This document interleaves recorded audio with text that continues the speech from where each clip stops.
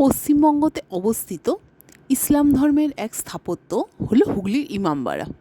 আজ আমরা এই স্থাপত্য নিয়ে আমাদের এই ভিডিওতে দু চার কথা বলবো। চলো বন্ধুরা, শুরু করা যাক। এই স্থাপত্যটি শিয়া সম্প্রদায়ের অন্তর্ভুক্ত ইমামবাড়া ও মসজিদ। 1841 সালে মুহম্মদ মহসিন এই শিল্প স্থাপত্যটির নির্মাণ কাজ শুরু করেছিলেন এবং শেষ করেছিলেন 1861 সালে। এই ভবনটির দেওয়ালে খোদাই করা কোরআনের ভাস্কর্য, ঝুলন্ত লণ্ঠন এবং মার্বেল ও মোমবাতি দ্বারা সুসজ্জিত রয়েছে।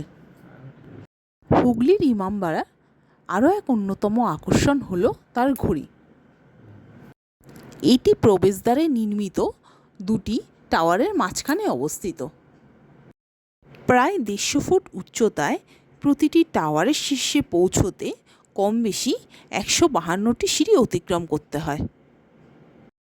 যতদূর শোনা যায়, 1852 সালে প্রায় 12,000 টাকার বিনিময়ে মেসার্স ব্ল্যাক অ্যান্ড হুরে কোং, বিগ বেন, লন্ডন থেকে সৈয়দ কেরামত আলী এটি কেনেন।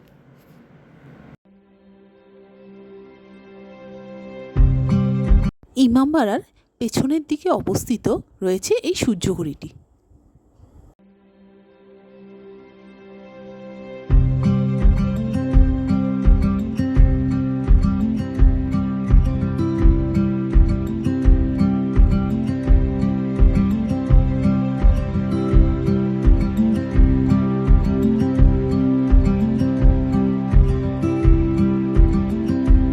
ইমামবাড়ার অনতি দূরে বয়ে গেছে গঙ্গা।